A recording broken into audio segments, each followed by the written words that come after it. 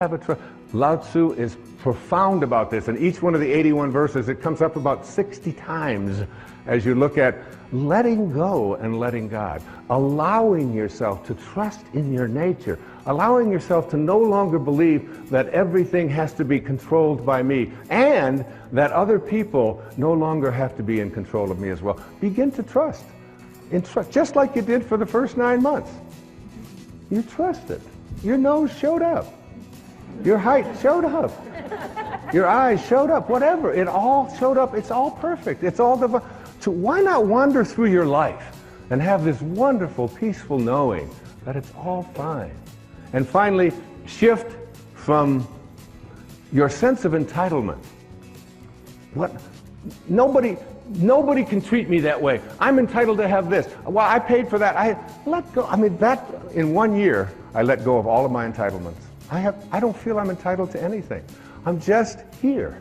Shift from entitlements to radical humility. Lao Tzu speaks about it so often. Stay humble. Stay low. The greatest leaders are the ones who do the least. The ones who stay back and just model and allow. And at the end of the day, in one of the verses of the Tao, it says, the people will say, we did it ourselves. We did it ourselves. In verse 49 of the Tao Te Ching, here's an exact quote. The sage is kind to the kind and kind to the unkind because the nature of his being is kindness. And also, be wise and help all beings impartially, abandoning none. You know what I do? Just before I did this program, I have to admit I was nervous. I was humbled by it. Like, who are you, Wayne Dyer?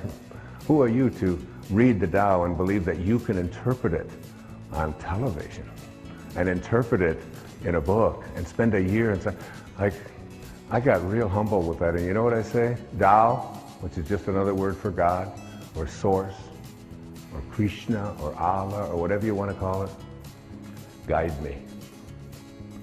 Guide me now.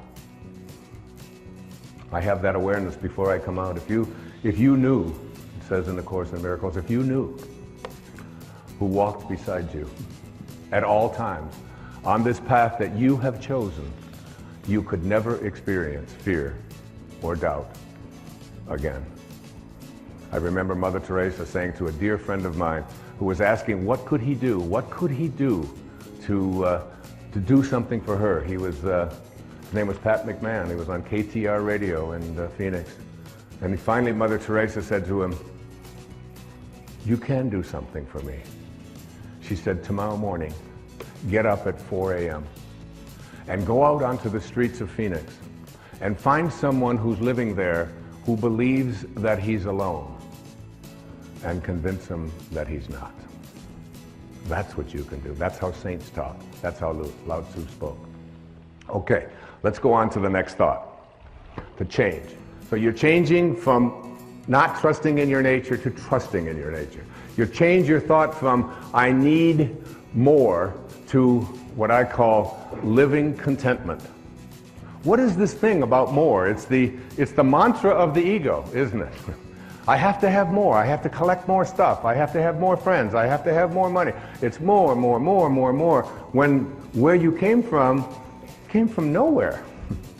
You don't need anything. It's a continuous bombardment that we are all exposed to in this whole world of believing that we have to have more.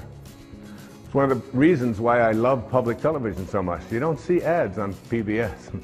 You don't have to be constantly exposed to the idea that you have to have more and you have to get more, and if you don't have this, then you're not complete, and so on. So we get bombarded with this idea of attracting more. And Lao Tzu says, live contentment. Live in a state of being contented. Here's verse 81, the last verse of the Tao Te Ching.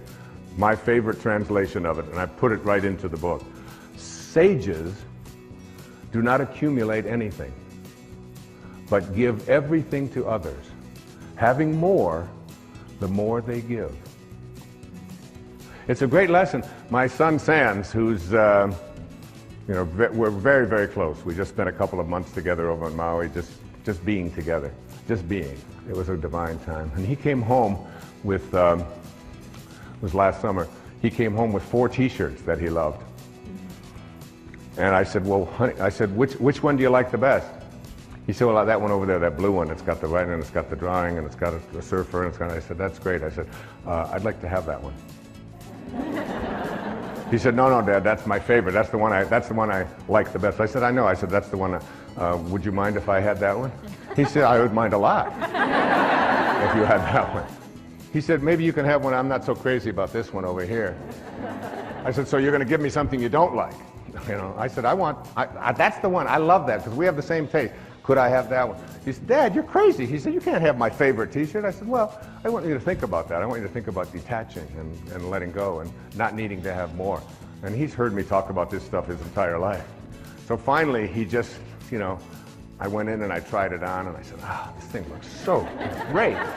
Looking in the mirror, you know, thinking, he said, Dad, that really is mine. I said, yeah. I said, but you're going to give it to me. He said, no. I said, yeah, well, just think about it, you know, because I'm your dad and I'd really like to have this. And so he reluctantly parted with it. And so that evening, I was still wearing the shirt. And he looked at me and he said, that's my shirt. I said, you know, Sands, I said, you gave me the shirt. I said, I'm going to wear this shirt until you are happy that I have your favorite shirt. I'm never going to take it off until you are happy.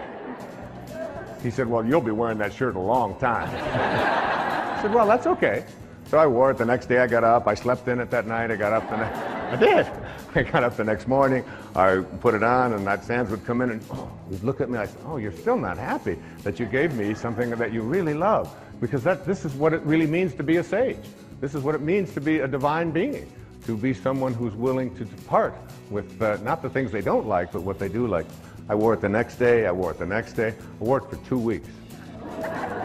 Take it off only to wash it, put it right back on. 2 solid weeks. Each one of my children will tell you. Finally, one day he said, Dad, I'm so happy. I am so thrilled that you have that T-shirt. I said, oh, that's great. I can finally take this thing off. I'm going to just give it away. But it's like, what a great lesson in that. The idea that you take, you know, there's a rule. It's called the 80-20 rule. And in the 80-20 rule, it says everything that you have, all of your stuff, 20% of it is what you use. All of your clothes in your closet, 20%. You just keep using the same 20% over and over. 80% of the clothing that you have in your closet, for so many people, is something that you never use. You don't wear it. You look at it, you store it, you think, well, there might come a day, oh, I can't part with that, even though you've been carting it around. Every time you move it and you put it. Take the 80% that you don't use, says Lao Tzu, and give it away. Give it away. Lao Tzu said that when your cup is full, stop pouring. When your cup is full, stop pouring. We have an obesity crisis in the United States, in the Western world. The obesity crisis can be handled if you just read the Tao. If you realize, in verse 33, it says, if you realize you have enough, you are truly rich. If you could just learn something called portion control, where you just take a bite and you say, is my cup full? Stop pouring. Stop pouring. In other words, instead of filling yourself with that which is already a surplus, in the Tao it teaches us to take surpluses and to reduce them, and to take deficiencies and increase them, so that we create balance in our lives, to be in balance. You can take the jewelry that you don't use. You can take the clothing, and then once you've given away the 80% that you don't use, take one of the things that you really like and practice giving that away. It's such a wonderful way. Listen to this poem. It was written by a great Persian poet named Hafiz. It says, even after all this time, the sun never says to the earth, you owe me. Just look what happens with a love like that. It lights up the whole sky. It lights up the whole sky. There's no owing. There's no owing. You don't have to be, you can practice living in a state of contentment. This was so powerful for me. You just can't imagine how good it felt for one entire year to walk through every day and say, I'm content, I'm content. I start out every morning of my life. The first words, Hafiz says, if there's only one prayer that you say every day, make it thank you. Just say thank you. That's how I start. Wake up, thank you, God. Thank you. Thank you, Source. Thank you, Tao. Whatever you want to call. The opening line of the Tao says, the Tao that can be named is not the Tao. As soon as you put a name on it, it dissolves. There's no name for it. It's just endlessly, invisibly, constantly in a state of creating out of a state of love.